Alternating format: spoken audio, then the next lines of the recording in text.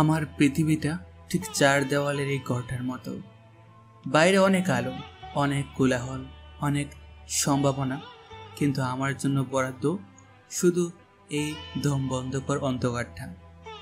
এই বাড়ির সবাই যখন একসাথে হাসে, আমার মনে হয় সেই হাসির শব্দগুলো যেন আমাকে ব্যঙ্গ করছে।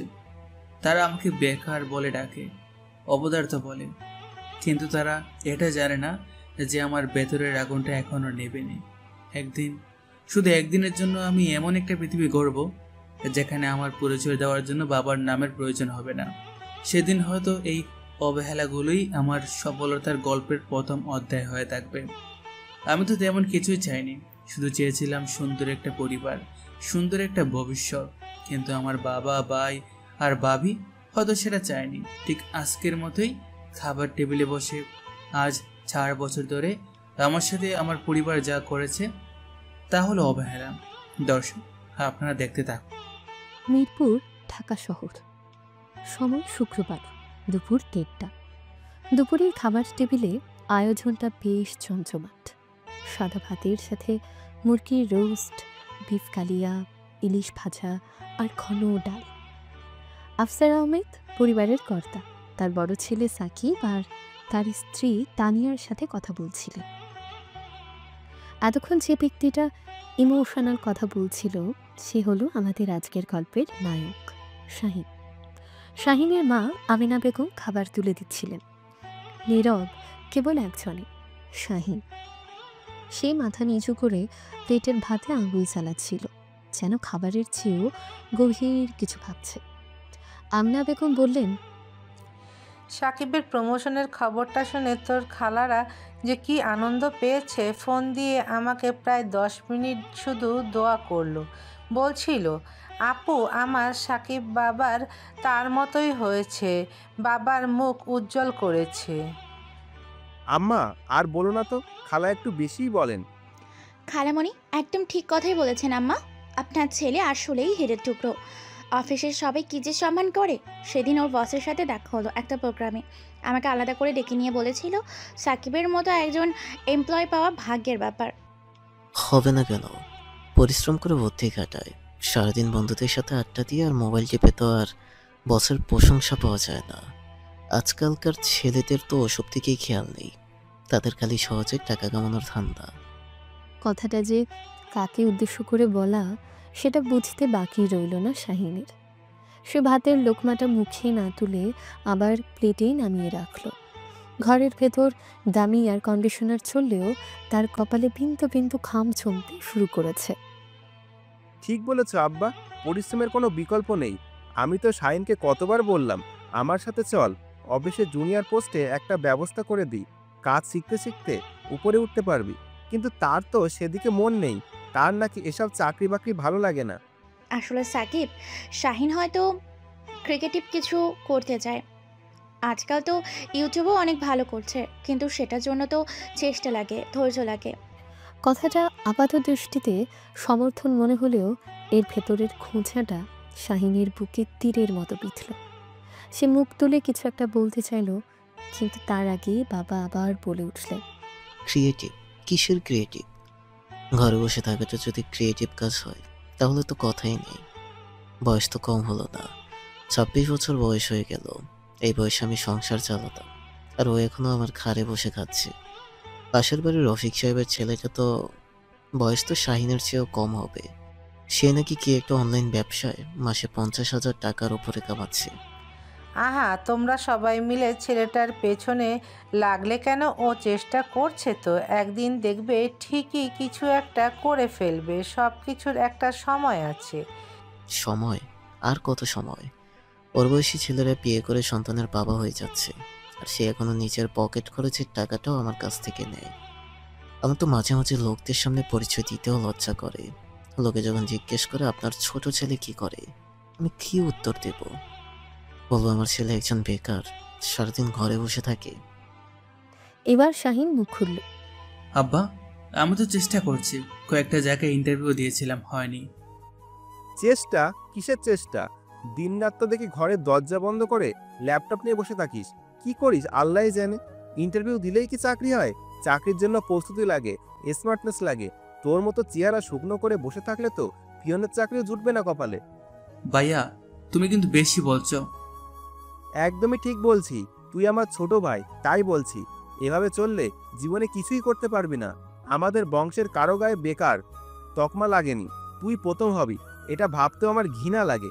এই চরম অপমানজনক কথার পর খাবার টেবিলে বসে থাকাটা অসম্ভব হয়ে পড়ল শাহিনের জন্য।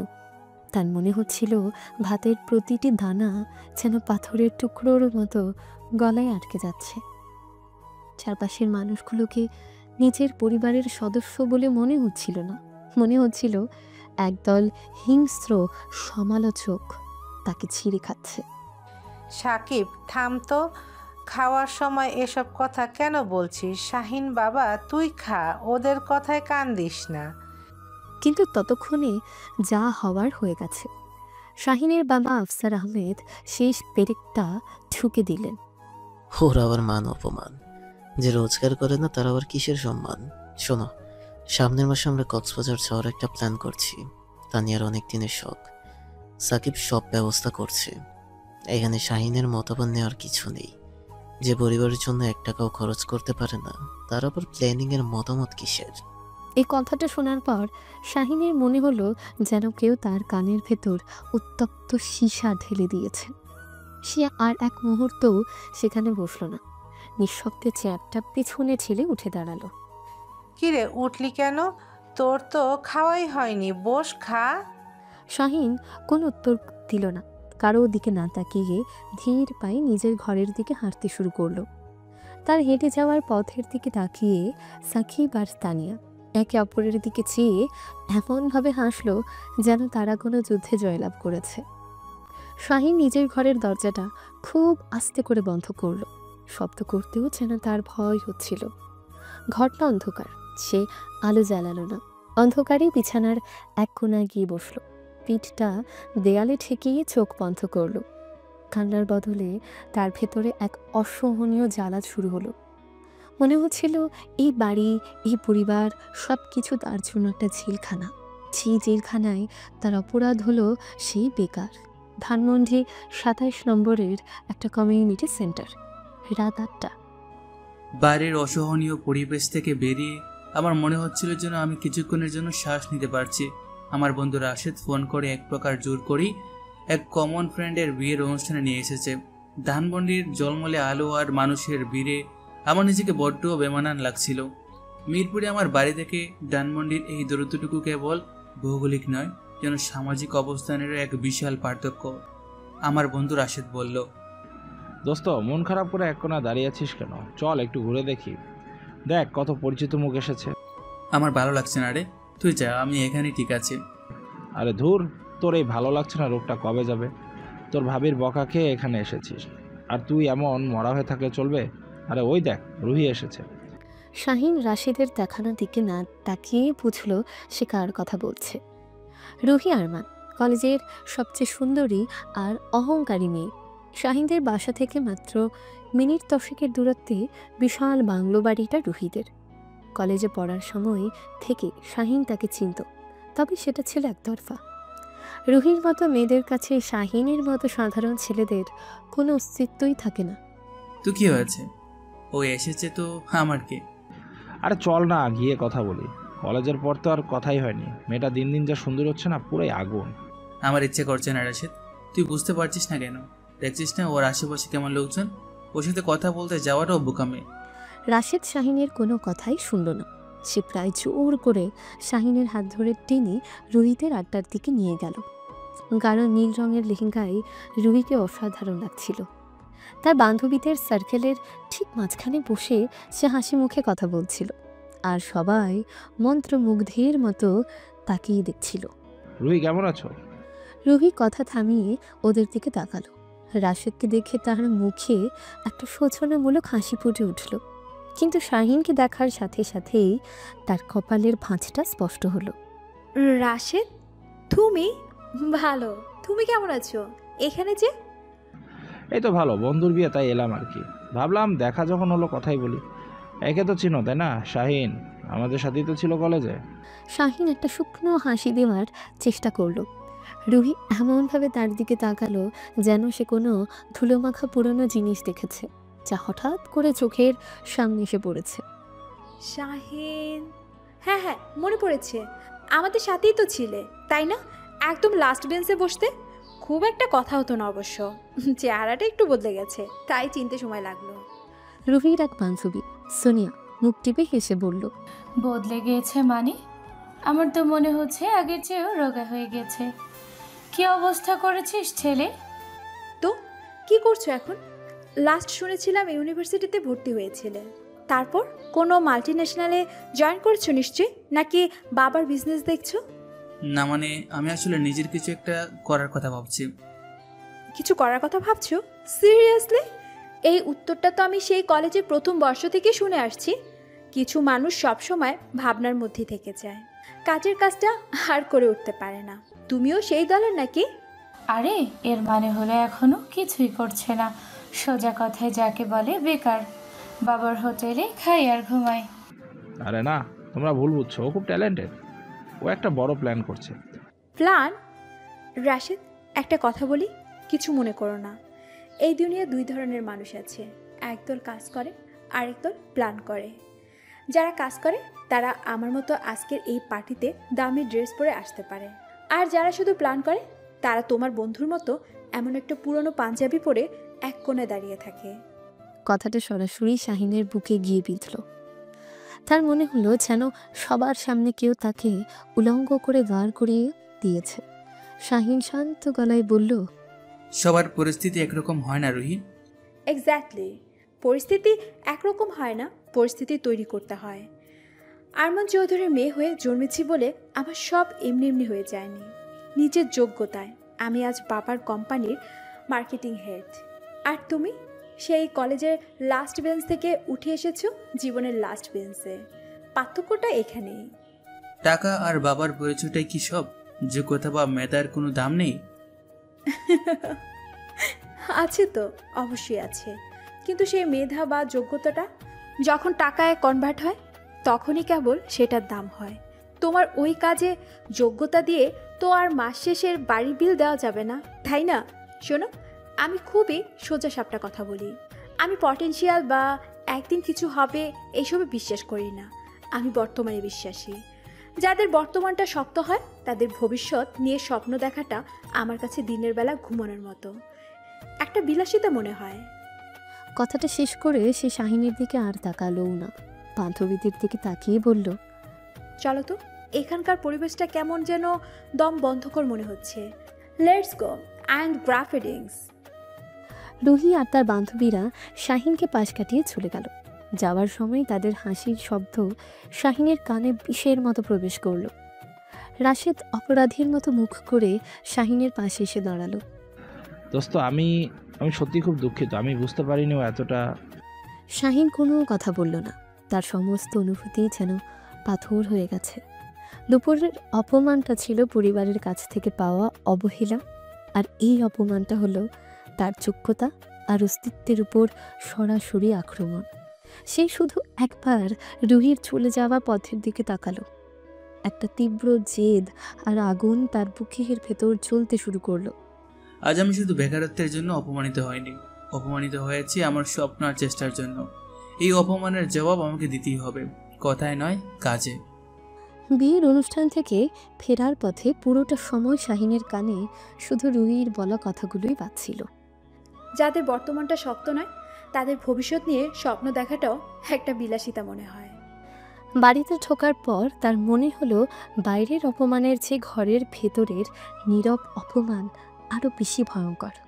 পরের কয়েকটা দিন সে প্রায় কথাই বলেনি, নিজেই ঘরেই থাকতো, কিন্তু তার ভেতরের পৃথিবীটা তোলপাড় হয়ে যাচ্ছিল। সপ্তাহখানেক পরের এক শনিবার সকাল, বাড়িতে বেশ সাজ রব। বড় ভাই সাকিব আর বাবি তানিয়া বড় বড় দুটো সুটকেস ড্রয়িং রুমে এনে রেখেছে।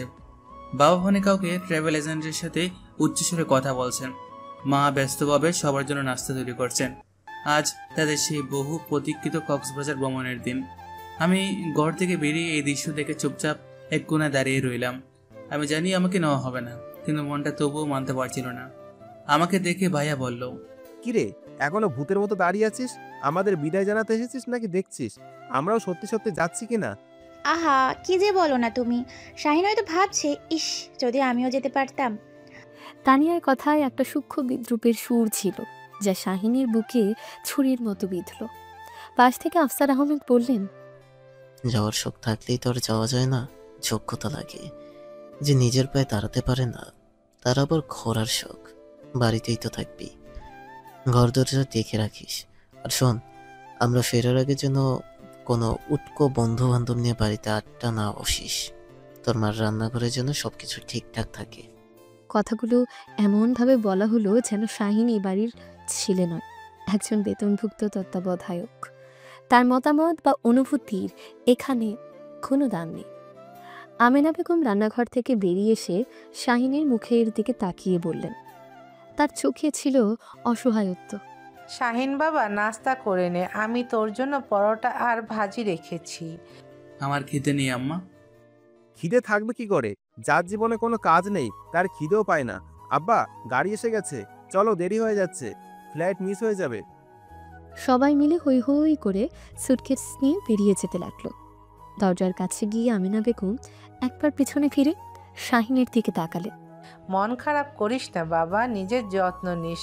আমরা তাড়াতাড়ি চলে আসব, পরের বার তোকেও নিয়ে যাব ইনশাল্লাহ। শাহিন কোনো উত্তর দিল না।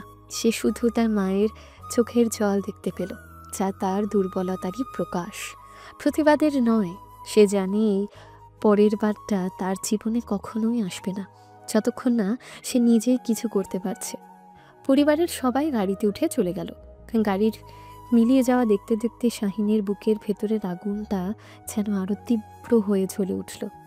রুহির তাচ্ছিল্যের হাসি আর তার পরিবারের অবহেলা, এই দুটো অপমান মিলে তার ভেতরটাকে জ্বালিয়ে দিচ্ছিল।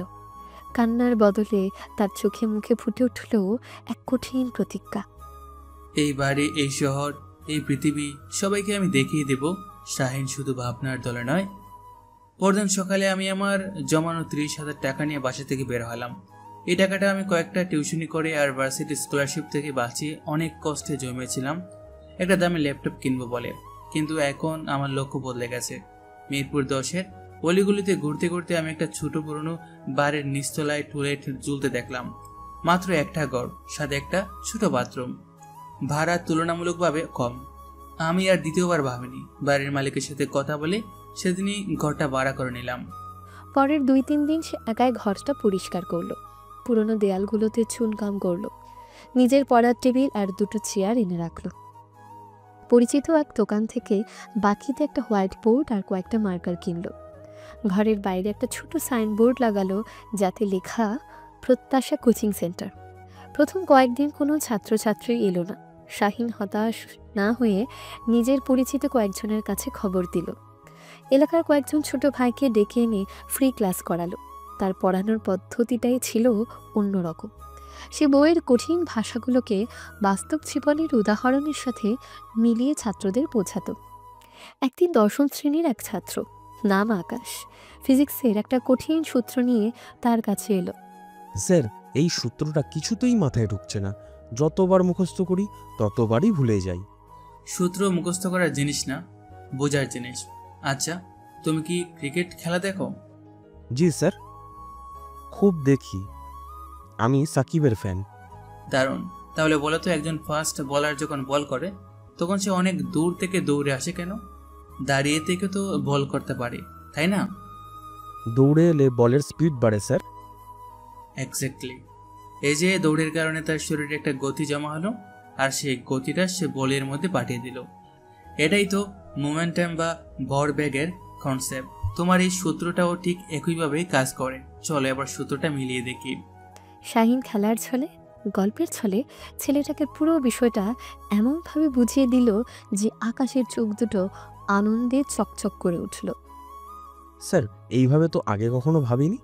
এখন তো মনে হচ্ছে এটা পৃথিবীর সবচেয়ে সহজ সূত্র। এই আকাশে ছিল শাহিনের প্রথম বিজ্ঞাপন। সে তার বন্ধুদের কাছে গিয়ে শাহিনের পড়ানোর পদ্ধতির প্রশংসা করতে শুরু করলো। এক গান 2 গান হতে হতে পরের সপ্তাহের মধ্যেই প্রত্যাশা কোচিং সেন্টারে 10-12 জন ছাত্রছাত্রী ভর্তি হয়ে গেল। শাহিন তার পুরোটা দিয়ে তাদের পড়াতে শুরু করলো। অন্যদিকে ধীরে ধীরে খবর পৌঁছে গেল রুহির বাসায়। 1 মাস পর রুহির বাসা ধানমন্ডিতে। আরমান চৌধুরীর বিলাসবহুল বাড়ির ড্রয়িং রুমে পেন পতন নীরবতা। রাত 9টা। একপাশে সোফায় বসে আছেন তার স্ত্রী নাসরিন চৌধুরী। তার চোখে মুখে রাত্রির দুশ্চিন্তা। তার সামনে সেন্টার টেবিলে ছড়ানো ছিটানো বই খাতা নিয়ে বসে আছে তাদের একমাত্র ছেলে আয়ান। সে কিছুক্ষণ পরপর তার গণিত বইয়ের দিকে তাকাচ্ছে আর বিরক্তি নিয়ে চুল টানছে। আয়ান এবার এসএসসি পরীক্ষার্থী। আয়ান বাবা, অঙ্কটা কি খুব কঠিন লাগছে? তোর স্যার তো বুঝিয়ে দিয়ে গিয়েছিলেন। আম্মু, এই লোকটা কিচ্ছু বোঝাতে পারে না, খালি বলে প্র্যাকটিস করো প্র্যাকটিস করো। আরে বাবা, আমি তো রুলসটাই বুঝিনি, প্র্যাকটিস করবোটা কি? ধুর, আমার দ্বারা কিচ্ছু হবে না। আয়ান বিরক্ত হয়ে খাতাটা ছেলে ফুরিয়ে দিল। ঠিক তখনই ঘরে প্রবেশ করলেন আরমান চৌধুরী। সারাদিনের কাজে ক্লান্ত হলেও ছেলের পড়ার টেবিলের অবস্থা দেখে তার কপালে ভাঁজ পড়ল। কি ব্যাপার, এখনো পড়াশোনা শেষ হয়নি? তোমার না কালকে ম্যাথস মডেল টেস্ট? নতুন টিউটর রেখে দিলাম, মাসে 20,000 টাকা বেতন দিই, তারপরে এই অবস্থা কেন? কি আর বলবো, আয়ান তো বলছে স্যার নাকি ভালো বোঝাতে পারেন না। ছেলেটার সামনে পরীক্ষা, আমার তো ভয়ে হাত পা ঠান্ডা হয়ে আসছে। আরমান চৌধুরী একটা দীর্ঘশ্বাস ফেলে ছেলের পাশে বসলেন। তিনি জানেন বকাঝোকা করে কোনো লাভ হবে না। গত 2 বছরে আয়ানের পেছনে প্রায় 5 জন টিউটর বদল করা হয়েছে, কিন্তু ফলাফলের কোনো উন্নতি হয়নি। শোনো, আমি আজ একটা খবর পেয়েছি। আমার এক অফিসে কলিগের ছেলে, সেও এবার এসএসসি দেবে।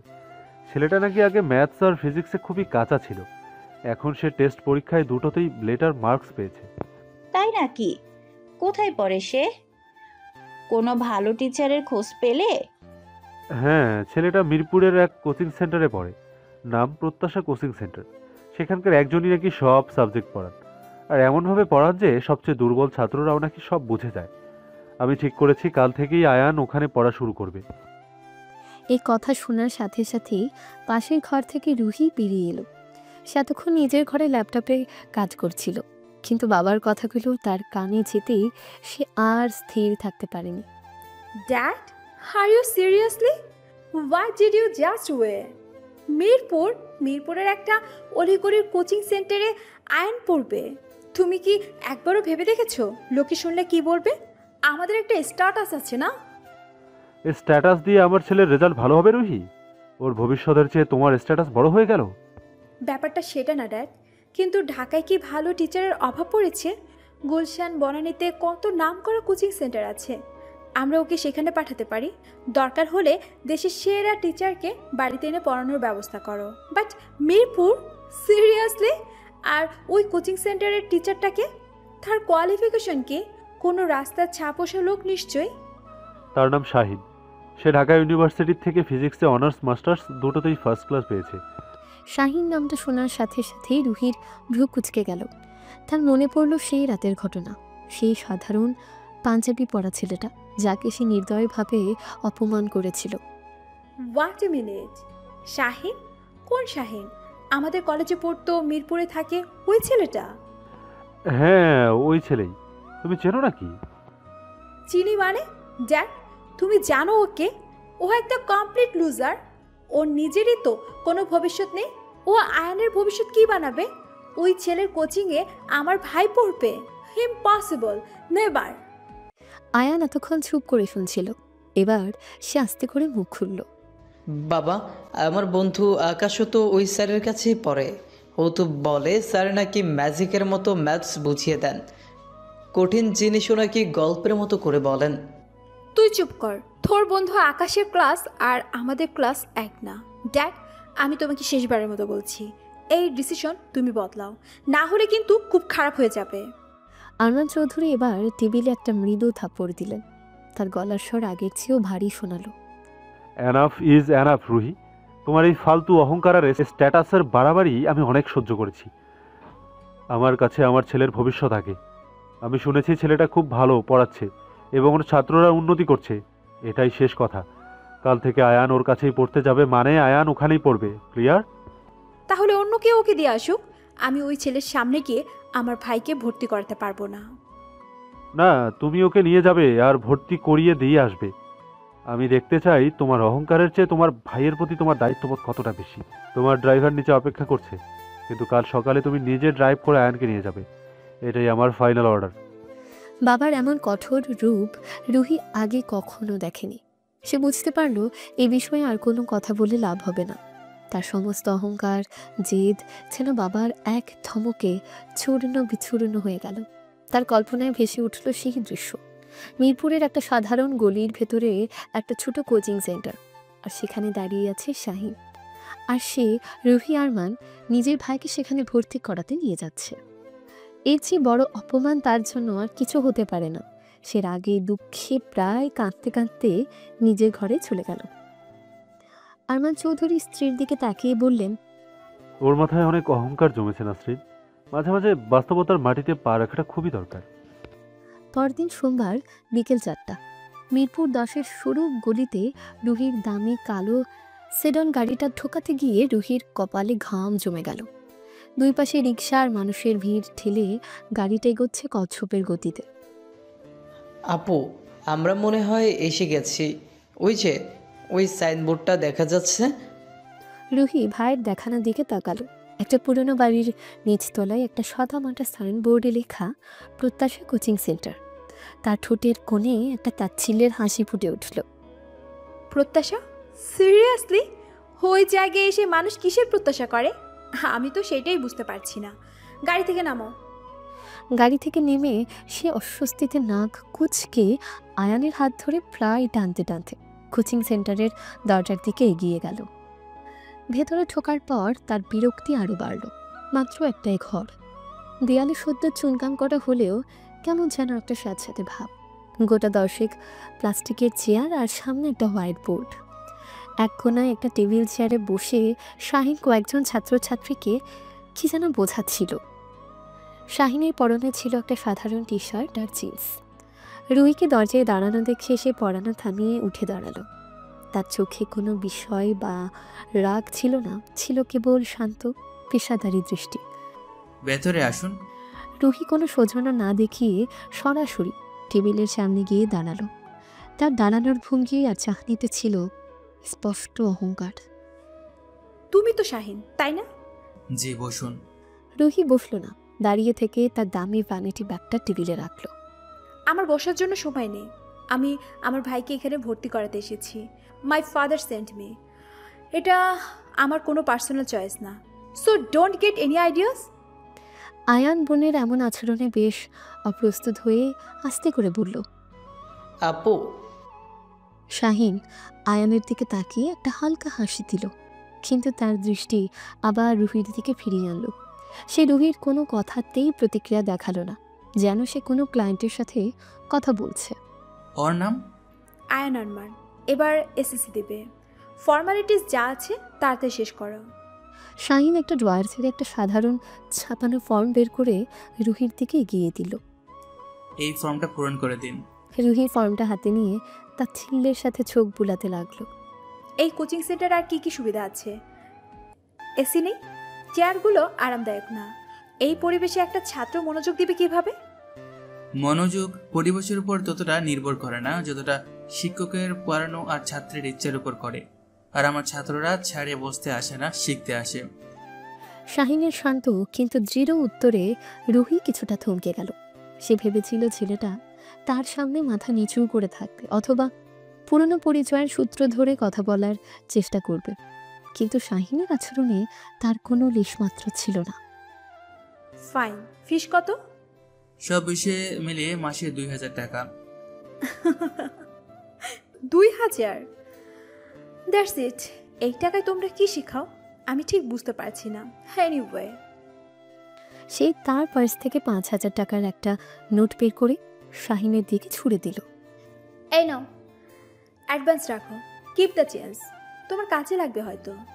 এই চরম অপমানজনক আচরণের পরেও শাহিন মেজাজ হারালো না। সে শান্তভাবে টাকাটা তুলে নিল। তারপর ড্রয়ার থেকে গুনে গুনে 3000 টাকা বের করে রুহির ব্যাগের পাশে রাখলো। আমার চেঞ্জের প্রয়োজন নেই, ধন্যবাদ। আর আমি মাস শেষ হওয়ার আগে বেতন নিই না। আপনি চাইলে মাসের শেষে বিকাশেও পেমেন্ট করতে পারেন। রুহি অপমানে লাল হয়ে টাকাটা ব্যাগে ঢোকালো। সে জীবনে প্রথমবার কারো কাছ থেকে এভাবে পরোক্ষ কিন্তু শক্তিশালী জবাব পেল। সে বুঝতে পারছিল এই ছেলে আগের সেই চুপচাপ অপমান সহ্য করা শাহিন নেই। আয়ান এতক্ষণ চুপ করেছিল, এবার সে বলল, স্যার, আমার বন্ধু আকাশ আপনার কথা অনেক বলেছে। ও বলেছে আপনি নাকি ম্যাজিকের মতো পড়ান। ম্যাজিক কিছু না, শুধু একটু মনোযোগ দিয়ে চেষ্টা করতে হবে, কেমন? কাল থেকে ঠিক 5টায় চলে আসবে, তোমার জন্য প্রথম বেঞ্চে জায়গা থাকবে। রুহি আর এক মুহূর্তও দাঁড়ালো না। ফর্মটা কোনো মতো পূরণ করে শাহিনের টেবিলের উপর প্রায় ফেলেই দিল। আয় চল। আর শোনো মিস্টার শাহিন, ওর রেজাল্টের যদি কোনো অবনতি হয় তাহলে আমার বাবা কিন্তু বিষয়টা সিরিয়াসলি দেখবেন। তখন তোমার এই প্রত্যাশার দোকান বন্ধ হতে বেশি সময় লাগবে না। কথাটা বলে উত্তরের অপেক্ষা না করেই রুহি হনহন করে বেরিয়ে গেল। শাহিন কোনো জবাব দিল না, সে শুধু দরজার দিকে তাকিয়ে থাকল। তার মুখে রাগ বা অপমানের কোনো চিহ্ন ছিল না, ছিল শুধু এক অদ্ভুত স্থির দৃষ্টি। সে জানত আসল যুদ্ধটা কেবল শুরু হলো। এভাবে প্রায় 3 সপ্তাহ পর, গত 3 সপ্তাহ ধরে রুহির দিনগুলো এক অদ্ভুত মানসিক চাপের মধ্য দিয়ে কাটছে। বাবাকে এসে মুখ ফুটে কিছু বলতে পারে না, কিন্তু ভেতরে ভেতরে রাগেই ফুঁসতে থাকে।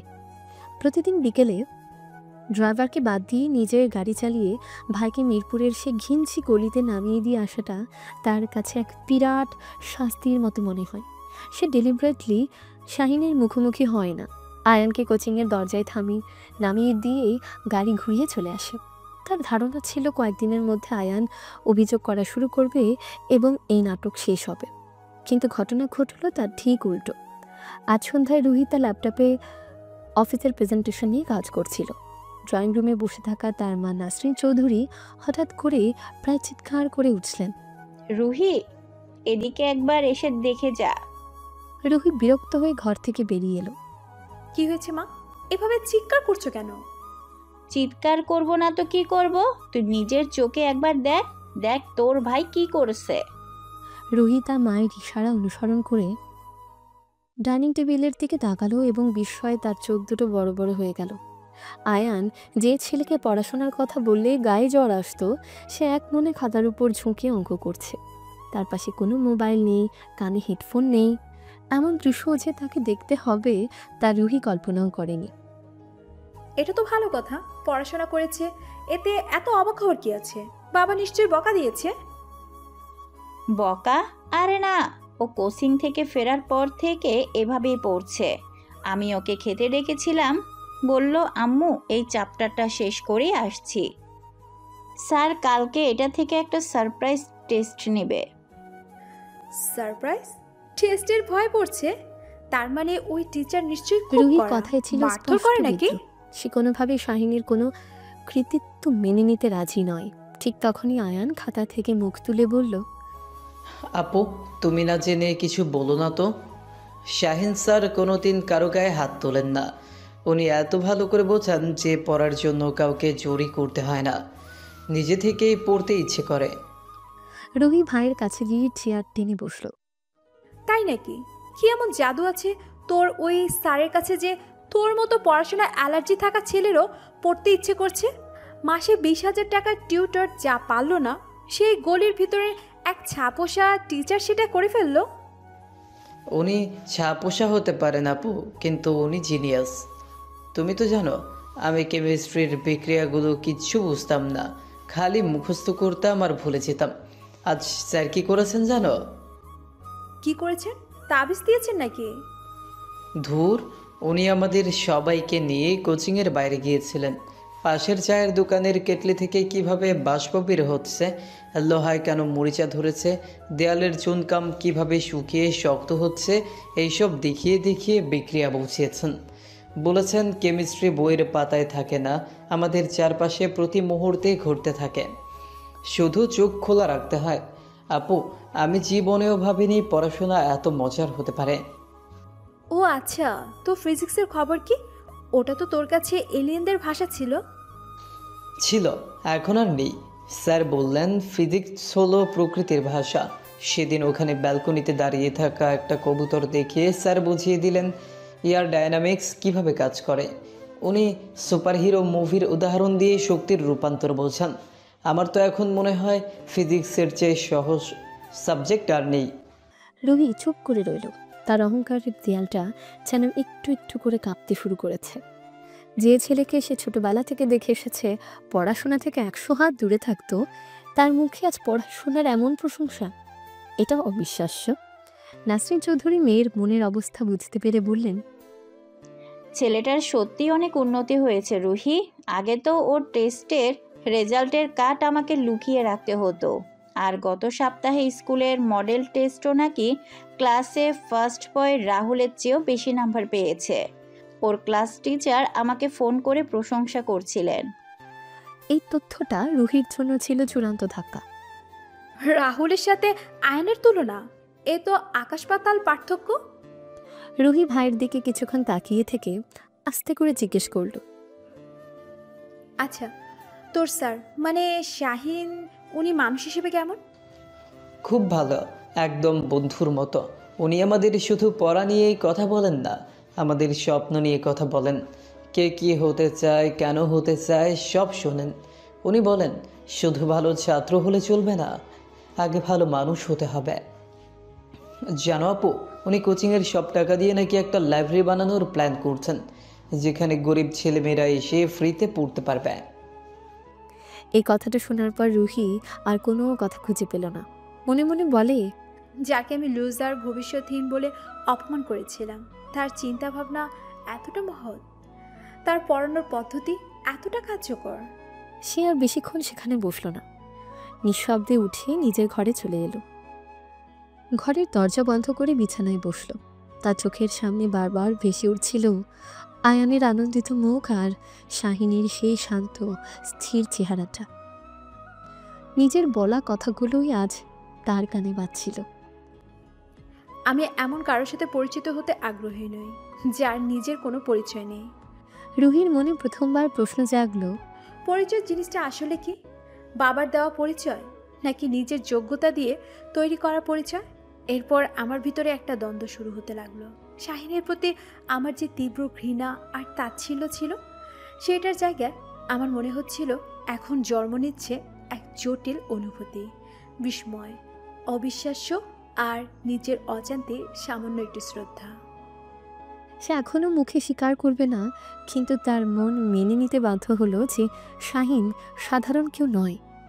6 মাস আগের সে একটা মাত্র স্যাঁতস্যাঁতে ঘরটা এখন আর নেই। দেয়ালের চুনকাম এখন উৎসব। ঘরের সংখ্যা 1টা থেকে বেড়ে 3টে হয়েছে। প্লাস্টিকের চেয়ারের বদলে এখন সারি সারি কাঠের বেঞ্চ। একসময় নীরব গলিটা এখন প্রতিদিন বিকেলে ছাত্রছাত্রী আর অভিভাবকদের কোলাহলে মুখর থাকে। শাহিনীর প্রত্যাশা এখন আর শুধু একটা সাইনবোর্ডের নাম নয়, এটা মিরপুরের ছাত্রছাত্রীদের কাছে এক ভরসার নাম হয়ে উঠেছে। ভেতরের একটা ঘরে শাহিন দ্বাদশ শ্রেণীর ফিজিক্স ক্লাস নিচ্ছে। বাইরের ছোট্ট করিডোরে কয়েকজন অভিভাবক অপেক্ষা করছে। তাদের মধ্যে একজন মিসেস রহমান বেশ অধৈর্য হয়ে পায়চারি করছেন। তার পাশে বসা আরেকজন অভিভাবক, আকাশের মা, তাকে দেখে মৃদু হাসলেন। নতুন এসেছেন আপা, ছেলের জন্য? হ্যাঁ আপা, আমার ছেলে এবার ফার্স্ট ইয়ারে উঠেছে। সায়েন্স ক্লাসের টিচাররা তো কিছুই পড়ায় না, বাসায় টিউটর রেখেও লাভ হচ্ছে না, সারাক্ষণ খালি মোবাইল নিয়ে পড়ে থাকে। ওর এক বন্ধু নাকি এখানে পড়ে অনেক ভালো করেছে, তাই ওর বাবা জোর করে পাঠালো, কিন্তু পরিবেশ দেখে তো ভরসা পাচ্ছি না। এর চেয়ে তো গুলশানে কোচিং অনেক ভালো। পরিবেশ দিয়ে কি হবে আপা, যদি পড়াই ভালো না হয়? আমার ছেলে আকাশ শুরু থেকে এই স্যারের কাছে পড়েছে। ছেলেটা আমার অঙ্ক দেখলেই ভয় পালাতো, আর এখন আল্লাহর রহমতে এসএসসিতে ম্যাথস আর হায়ার ম্যাথস দুটোতেই A+ পেয়েছে। স্কুলের টিচাররা অবাক হয়ে গেছেন। বলেন কি, শুধু এখানেই পড়তো? হ্যাঁ, শাহিন বাবা শুধু পড়ান না, উনি ছাত্রদের মন থেকে ভয় দূর করে দেন। আমার ছেলে তো এখন ভার্সিটিতে ফিজিক্স নিয়ে পড়ার স্বপ্ন দেখে। অথচ আগে সায়েন্স পড়বে না বলে জেদ ধরেছিল। তাদের কথা শেষ হতে না হতেই ক্লাস শেষ হওয়ার ঘন্টা বাজল। ছাত্রছাত্রীরা হাসি মুখে কথা বলতে বলতে বেরিয়ে আসছে। তাদের পেছনে শাহিন বেরিয়ে এলো। তার চেহারায় ক্লান্তির ছাপ থাকলেও চোখে মুখে একটা গভীর প্রশান্তি। সে মিসেস রহমানকে দেখে এগিয়ে এলো। আসসালামু আলাইকুম আন্টি, আপনি কি নতুন অ্যাডমিশনের জন্য এসেছেন? ওয়ালাইকুম আসসালাম। হ্যাঁ বাবা, আমার ছেলে রাফি এবার ইন্টার ফার্স্ট ইয়ার। আচ্ছা, আপনি ওকে কাল বিকেলে নিয়ে আসুন।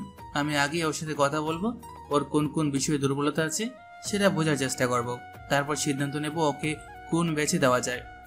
তোমার এখানে কি সব বিষয় পড়ানো হয়? আগে আমি একাই সব দেখতাম, কিন্তু এখন ছাত্রছাত্রী অনেক বেড়ে যাওয়ায় আমি আর একা পেরে উঠছি না। তাই ফিজিক্স আর ম্যাথসটা আমি নিজে দেখি, কেমিস্ট্রি অন্য একজন আর বায়োলজির জন্য আরেকজন নতুন টিচার রেখেছি। ওনারা দুজন ঢাকা ইউনিভার্সিটির খুবই মেধাবী। কথা বলতে বলতে শাহিনের ফোন বেজে উঠল। তার বন্ধু রাশেদ ফোন করেছে। আন্টি, আমি একটা ফোন দৌড়িয়ে আসছি। শাহিন একটু দূরে সরে গিয়ে ফোন ধরল। করিডোরের ভিড় আর কোলাহলের মধ্যে কোনো তার ব্যবসার প্রসার আর ব্যক্তিগত সংগ্রামের চিত্রটা স্পষ্ট হয়ে উঠল। হ্যাঁ রাশেদ, বল। কিরে দোস্ত, কই তুই? তোর তো কোনো খবরই নেই আজকাল। ফোন দিলেও ধরিস না, একেবারে বিজনেসম্যান হয়ে গেলি নাকি? আরে না, কোচিংয়ে ছিলাম, মাত্র ক্লাস শেষ হলো। এখন বল কি অবস্থা?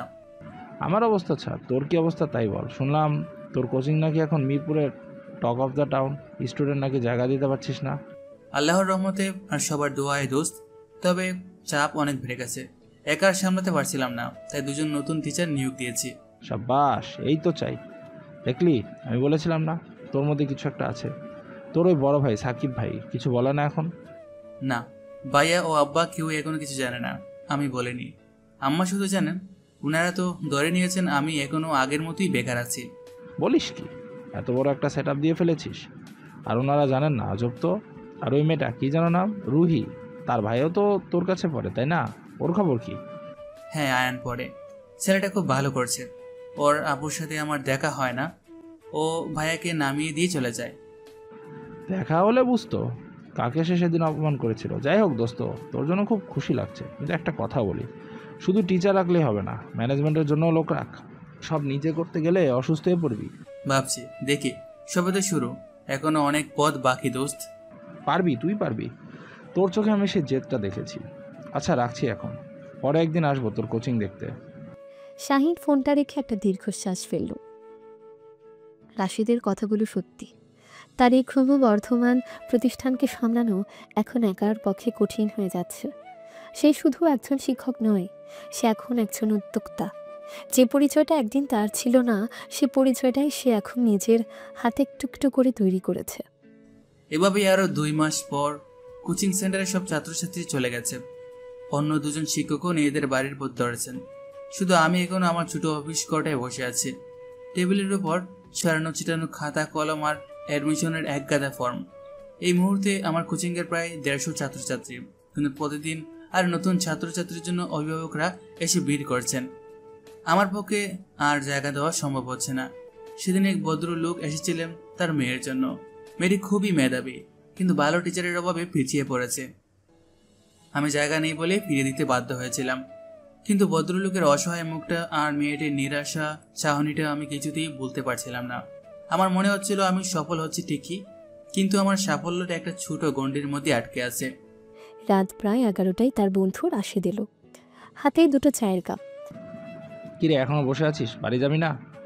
তোর ভাবির ফোন খেয়ে আমার কান ঝালাপালা হয়ে গেল। বলছে তোমার বন্ধুকে কি কোচিংয়ে সংসার করার কথা বলছো? বস, অনেক চাপ যাচ্ছে রে দোস্ত। আজকেও প্রায় 10 জন ছাত্রকে ফেরাতে হলো, জায়গা নেই, দেখলে খুব খারাপ লাগে। সমস্যাটা আমি বুঝতে পারছি। তুই তো আর রাতারাতি এই বিল্ডিংটা কিনে ফেলতে পারবি না, কিন্তু তোর মতো টিচার তো শুধু মিরপুরের জন্য না, সারা দেশের দরকার। কিভাবে সম্ভব? আমি তো আর সব জায়গায় গিয়ে পড়াতে পারবো না। রাশেদ চায়ের কাপটা শাহিনের দিকে এগিয়ে দিয়ে তার পাশে বসলো।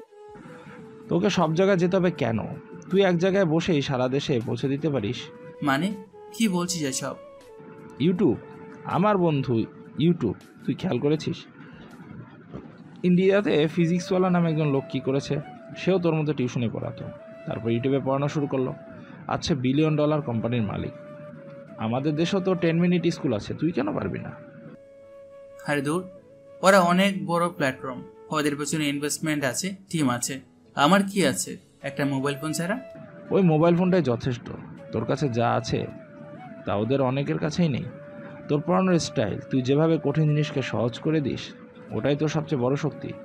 তুই শুধু তোর ক্লাসের ভিডিও রেকর্ড করে আপলোড করবি, আর কিচ্ছু করতে হবে না। ইন্ডিয়াতে আর একজন লোক আছে, ভাইরাল খান স্যার নামে পরিচিত। সেও তো এরকমই ছিল, তার হাতে শুধু একটা ফোন ছিল। সেও তার ক্লাসের ভিডিও আপলোড করে এখন অনেক বড় চ্যানেলের মালিক। তার কাছে লক্ষ লক্ষ ছাত্র পড়াশোনা করছে।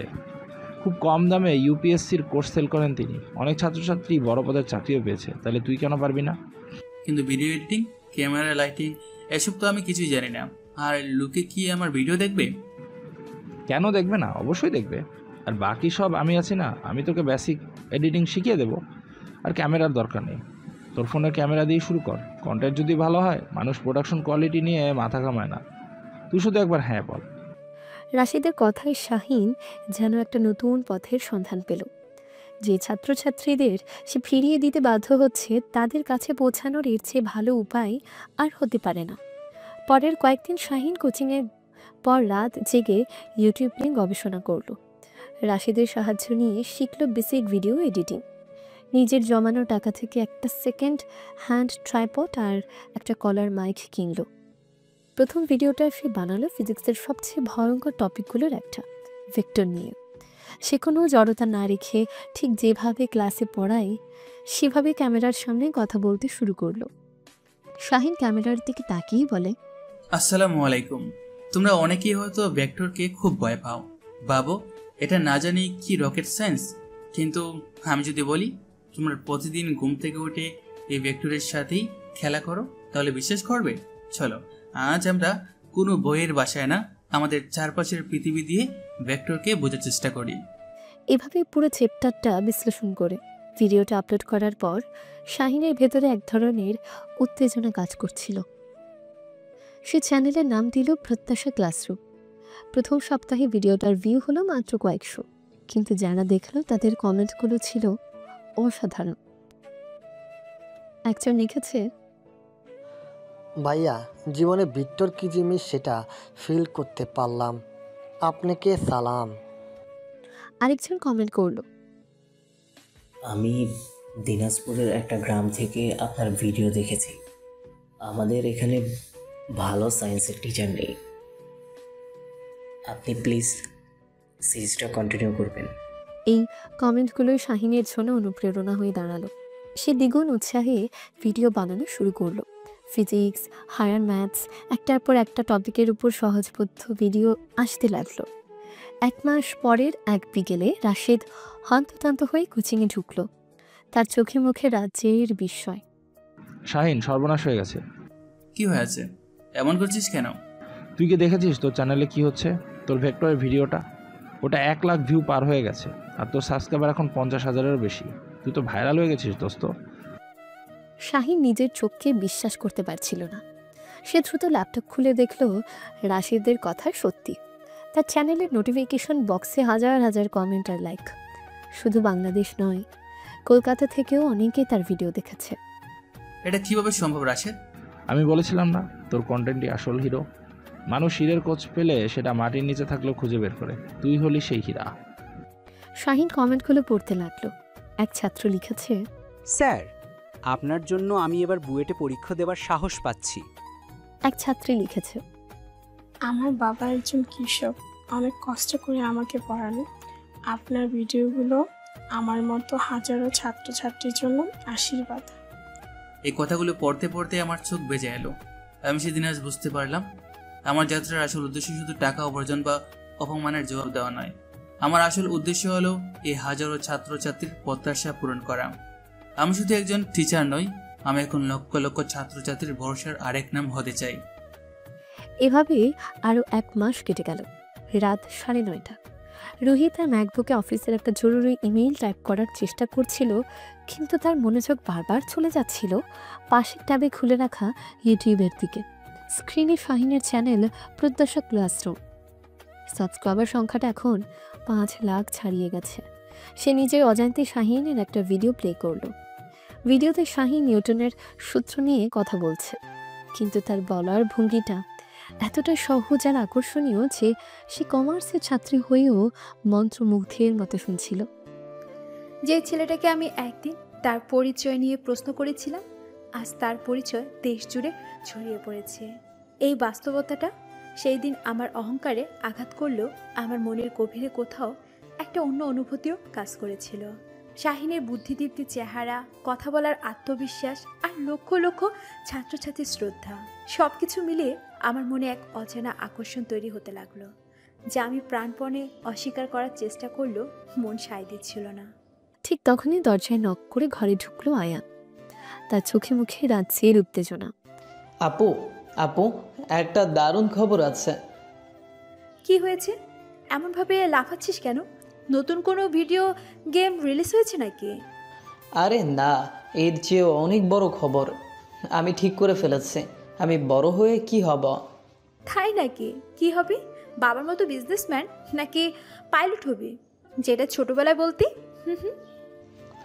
না, আমি শাহিন স্যারের মতো হব। আমি একজন টিচার হব। কথাটা শোনার সাথে সাথেই রুহির মুখে হাসি মিলিয়ে গেল। সে ল্যাপটপটা বন্ধ করে ভাইয়ের দিকে স্থির চোখে তাকালো। কি বললি? টিচার হবি? আর কার মতো? ওই শাহিনের মতো? তোর মাথা ঠিক আছে তো? কেন, টিচার হওয়াটা কি কোনো খারাপ কাজ? শাহিন স্যারকে দেখেছ? কত ছাত্রছাত্রী তাকে ভালোবাসে, সম্মান করে। উনি মানুষের জীবন বদলে দিচ্ছেন। টাকা উপার্জন করার চেয়ে মানুষের জন্য কিছু করাটা অনেক বেশি সম্মানের আপু। স্যারই তো বলেন। রুহি আর সহ্য করতে পারল না। সে আয়ানের কথা শেষ হওয়ার আগেই উঠে দাঁড়ালো। তার মাথায় একটাই চিন্তা ঘুরপাক খাচ্ছিল। এই ছেলেটা আমার ভাইয়ের ব্রেন ওয়াশ করেছে। আমার পরিবারের স্ট্যাটাস, আমাদের বিজনেস এম্পায়ার, সব কিছুকে ছোট করে আয়নের মাথায় মধ্যবিত্তদের আদর্শ ঢুকিয়ে দিয়েছে। এর একটা ব্যবস্থা নিতেই হবে। আচ্ছা আয়ন, তোর আর স্যারের জ্ঞান শুনতে হবে না। তুই এখন নিজের ঘরে যা, এই বিষয়ে পরে কথা হবে। আয়ানকে প্রায় জোর করে ঘর থেকে বের করে দিয়ে রুহি গাড়ির চাবিটা নিয়ে হন হন করে বেরিয়ে গেল। তার রাগে শরীর কাঁপছিল। সে ঠিক করলো এর একটা শেষ দেখিয়ে ছাড়বে। গাড়িটা যখন প্রত্যাশা কোচিং সেন্টারের সামনে এসে থামল, তখন রাত প্রায় 10টা। কোচিং ছুটি হয়ে গেছে, চারপাশটা একদম অন্ধকার। শুধু শাহিনের অফিস ঘরের আলোটা জ্বলছিল। রুহি কোনো দিকে না তাকিয়ে সোজা ভেতরে ঢুকে গেল। শাহিন তখন হোয়াইট বোর্ডে পরের দিনের ক্লাসের জন্য কিছু একটা লিখছিল। রুহিকে এমন ঝড়ের বেগে ঢুকতে দেখে সে কিছুটা অবাক হলেও মুখে কিছু বলল না। রুহি কোনো ভূমিকা না করে সরাসরি আক্রমণে গেল। এক্স্যাক্টলি কি চাও তুমি? সমস্যাটি কি তোমার? আমার ঠিক জানা নেই আমি কি করেছি। তুমি যদি একটু বুঝিয়ে বলো তাহলে সুবিধা হয়। হো তাই? তুমি কিছুই জানো না? তুমি আমার ভাইকে কি শেখাচ্ছ? এসব টিচার হবে, মানুষের সেবা করবে, এসব মধ্যবিত্ত সেন্টিমেন্টাল ডায়লগ দিয়ে ওর মাথাটা খাচ্ছ কেন? আমি ওকে শুধু ওর পাঠ বইয়ের জিনিসই পড়াই রুহি। এর বাইরে যদি ও আমার কোনো কথায় অনুপ্রাণিত হয় সেটাকে মাথা খাওয়া বলে না। অনুপ্রাণিত? তুমি ওকে আমাদের লাইফস্টাইলের বিরুদ্ধে উস্কে দিচ্ছ। ও এখন বিজনেস করতে চায় না, ও তোমার মতো মহান টিচার হতে চায়। তুমি কি বোঝো না যে ওর ভবিষ্যৎ আমাদের ফ্যামিলি বিজনেসের সাথে জড়িত? তোমার এই সস্তা জনপ্রিয়তার জন্য তুমি আমার ভাইয়ের ভবিষ্যৎ নষ্ট করতে পারো না। শাহিন এবার টেবিল থেকে সরে এসে রুহির মুখোমুখি দাঁড়ালো। তার চোখে মুখে কোনো রাগ ছিল না, ছিল এক অদ্ভুত স্থিরতা। সস্তা জনপ্রিয়তা? আমার চ্যানেলে যে 50 লাখ ছাত্রছাত্রী কোনো টাকা ছাড়াই পড়ছে, তাদের কাছে এটা সস্তা নয় রুহি।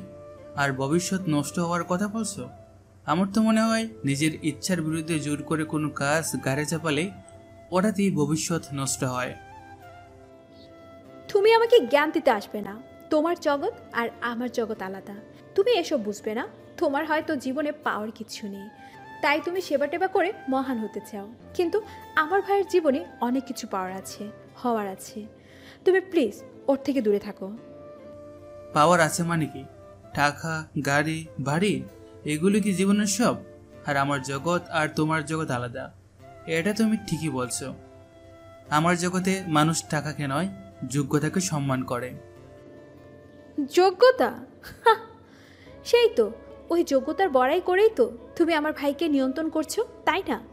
আসলে কি বলো তো, তুমি আসলে আমাকে অপমান করার প্রতিশোধ নিচ্ছ, তাই না? সেদিন পার্টিতে আমি তোমাকে অপমান করেছিলাম, তাই এখন আমার ভাইয়ের জীবনটাকে নষ্ট করে তুমি তার শোধ নিচ্ছ, তাই না? এই কথাটা শোনার পর শাহিনের মুখে প্রথমবারের মতন একটা হাসির রেখা ফুটে উঠল। এটা তাচ্ছিলের হাসি নয়, বরং করুণার হাসি। তোমার ধারণা আমার পৃথিবীটা তোমাকে কেন্দ্র করে ঘুরে, তাই না রুহি? তোমার ধারণা আমার জীবনের সবচেয়ে বড় ঘটনা হলো তোমার কাছ থেকে অপমানিত হওয়াটা? সত্যি বলতে আমি ওই রাতের কথা প্রায় ভুলে গিয়েছিলাম। আমার এখন লক্ষ লক্ষ ছাত্রছাত্রীকে নিয়ে বাবার সময় আছে। তোমার মতো একজন অহংকারী মেয়ের পুরনো কথা মনে রাখার সময় আমার নেই। শাহিনের এই একটা বাক্য রুহির সমস্ত অহংকারের দেয়ালে চূড়ান্ত আঘাত হানল। সে ভেবেছিল শাহিন হয়তো রেগে যাবে, চিৎকার করবে, কিন্তু এই শান্ত শীতল উপেক্ষা তার জন্য ছিল সবচেয়ে বড় অপমান। সে আর কোনো কথা খুঁজে পেল না। তার মুখটা লাল হয়ে গেল, চোখ দুটো ছলছল করে উঠল। তোমার যদি কথা শেষ হয়ে গিয়ে থাকে তাহলে আমি এখন কাজ করতে পারি। কাল সকালে আমার ক্লাস আছে। রুহি কয়েক মুহূর্ত স্থির হয়ে দাঁড়িয়ে রইল, তারপর কোনো কথা না বলে প্রায় দৌড়ে ঘর থেকে বেরিয়ে গেল। তার চলে যাবার দিকে তাকিয়ে শাহিনের ঠোঁটের কোণে হাসিটা মিলিয়ে গিয়ে এক ধরনের চিন্তার ছাপ ফুটে উঠল। এই প্রথমবার সেই রুহির অহংকারী মুখোশের আড়ালে থাকা জেদি অভিমানী মেয়েটাকে দেখতে পেল। আর এই ঝগড়াটা তাদের মধ্যে কোনো দূরত্ব তৈরি করল না, বরং তাদের অজান্তে একটা অদ্ভুত খুনসুটিপূর্ণ সম্পর্কের প্রথম ধাপ তৈরি করে দিল। 6 মাস পরের এক রাত আফসার আহমেদের ড্রয়িং রুমে সময়টা যেন থমকে আছে। তিনি, তার স্ত্রী আমিনা বেগম, বড় ছেলে সাকিব আর তার স্ত্রী তানিয়া সবাই মন্ত্রমুগ্ধের মতন টেলিভিশনের দিকে তাকিয়ে আছে। দেশের সবচেয়ে জনপ্রিয় একটা টক শোতে আজকের অতিথি হিসেবে এসেছে একজন তরুণ, যার ইউটিউব চ্যানেল প্রত্যাশা ক্লাসরুম শিক্ষা ব্যবস্থায় এক নতুন বিপ্লব এনেছে। সে তরুণ আর কেউ নয়, তাদের ঘরের অবহেলিত শাহিন। টিভির পর্দায় উপস্থাপিকা উচ্ছ্বসিত হয়ে বললেন, শাহিন সাহেব, আপনার চ্যানেলের সাবস্ক্রাইবার এখন প্রায় 50 লাখ। আর আমরা জানতে পেরেছি ইউটিউব থেকে আপনার মাসিক আয় এখন দেশের বড় বড় কোম্পানির সিইওদের থেকেও বেশি। এই যে এত সাফল্য, এত টাকা, এত খ্যাতি, এই সব কিছু পাওয়ার পর আপনার অনুভূতিটা কেমন? টাকা বা খ্যাতি আমার মূল লক্ষ্য ছিল না। আমার অনুভূতিটা তখনই ভালো লাগে যখন প্রত্যন্ত গ্রামের কোনো ছাত্র আমাকে মেসেজ করে বলে, স্যার আপনার জন্য আমি আজ ডাক্তার হওয়ার স্বপ্ন দেখছি। আমার সাফল্য টাকায় নয়, আমার সাফল্য এই লক্ষ লক্ষ ছাত্রছাত্রীর ভালোবাসায়। এই কথা শোনার সাথে সাথে আমিনা বেগমের চোখ দিয়ে পানি গড়িয়ে পড়তে শুরু করলো। তিনি আঁচলে চোখ মুছলেন। সাকিব আর তানিয়া একে অপরের দিকে তাকাচ্ছে। তাদের চোখে মুখে তীব্র অবিশ্বাস আর হিসেব কষার এক জটিল অভিব্যক্তি। আর আফসার আহমেদের মুখটা বিস্ময়ে আর এক ধরনের চাপা গর্বে কঠিন হয়ে আছে। যে ছেলেকে তিনি বেকার বলে পরিচয় দিতে লজ্জা পেতেন, আজ পুরো দেশ তাকে এক নামে চেনে। সাকিব রিমোট দিয়ে টিভিটা বন্ধ করে দিল। ঘরের নীরবতাটা হঠাৎ করে খুব ভারী মনে হতে লাগলো। আমি তো নিজের চোখকেই বিশ্বাস করতে পারছি না, এই ছেলেটা এত কিছু করে ফেললো আর আমরা কেউ টেরই পেলাম না। কি আশ্চর্য! টের পাবো কিভাবে? ও কি আমাদের কিছু বলেছে? সারাদিন তো নিজের কোচিং আর ইউটিউব নিয়েই পড়ে থাকে। বাসায় ফেরে মাঝরাতে, কারোর সাথে কথাও বলে না ঠিক মতো। ওর মাসিক আয় নিয়ে সিইওদের থেকেও বেশি আনঅ্যাভেলেবেল। চুপ করো তোমরা, ও কিছু বলেনি। নাকি তোমরা কখনো জানতে চাওয়ার প্রয়োজন মনে করোনি? শেষ কবে তোমরা দুজন ভাই একসাথে বসার খবর নিয়েছো? সারাক্ষণ তো ওকে শুধু অপমানই করে গেছো। আমি কি অপমান করলাম? আমি তোর ভালোর জন্যই বলেছিলাম, চেয়েছিলাম ও আমার অফিসে জয়েন করুক। এখন তো দেখছি সে আমার চেয়েও 10 গুণ বেশি কামাচ্ছে। আমাদের আর ও দরকার কি? টাকা দিয়ে কি হবে যদি ঘরের ছেলের সাথে কথাই না বলা যায়? ও তো আমাদের থেকে সেই কবেই দূরে সরে গেছে। তোমরা ওকে এত কষ্ট দিয়েছো যে ও এখন আমাদের সাথে আনন্দটাও ভাগ করে নিতে ভয় পায়। ঠিক তখনই দরজায় কলিং বেল বেজে উঠল। শাহিন ফিরেছে। আমিনা বেগম প্রায় দৌড়ে গিয়ে দরজা খুললেন। শাহিন ঘরে ঢুকলো, তার চেহারায় সারা দিনের ক্লান্তি। সে কাউকে কিছু না বলে সরাসরি নিজের ঘরের দিকে হাঁটা দিল। আফসার আহমেদ এবার একটু গলা খাকারি দিয়ে ডাকলেন, শাহিন, এদিকে একটু শুনে যা। শাহিন থামল, ঘুরে দাঁড়ালো। তার চোখে কোনো অভিব্যক্তি নেই। জি আব্বা, কি বলবেন? তার এই আনুষ্ঠানিক জি আব্বা সম্বোধনটা আফসার আহমেদের বুকে গিয়ে বিঁধল। আমরা মানে টিভিতে দেখলাম তুই তো অনেক বড় কাজ করছিস বাবা, আমরা তোকে নিয়ে খুব গর্বিত। তানিয়া দ্রুত পায়ে এগিয়ে এসে প্রায় আহ্লাদি গলায় বলল, গর্বিত মানে? আমি তো খুশিতে প্রায় কেঁদেই ফেলেছিলাম। শাহিন, তুমি তো আমাদের সুপারস্টার। ভাবতে পারছি না আমার নিজের দেবর এত বড় একজন সেলিব্রিটি। তোমার সাথে তো এখন একটা সেলফি তুললেও মানুষ লাইন লেগে যাবে।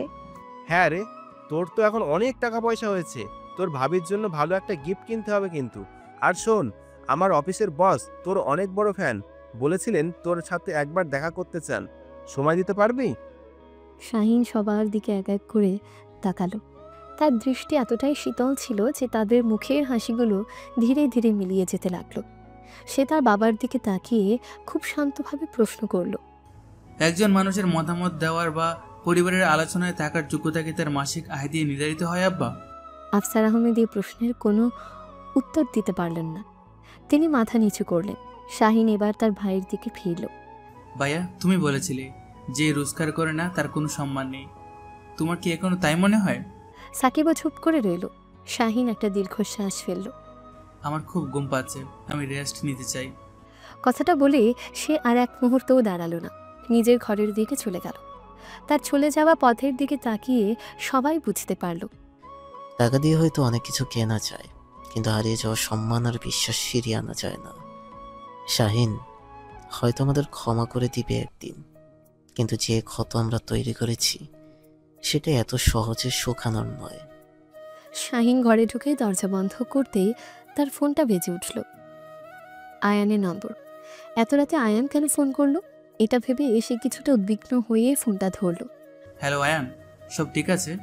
এত রাতে? ওপাশ থেকে আয়ানের আতঙ্কিত কাঁপা কাঁপা গলা ভেসে এলো। স্যার, সর্বনাশ হয়ে গেছে। আপু আপু খুব বড় বিপদে পড়েছে। কি হয়েছে রোহিত, খুলে বল আমাকে।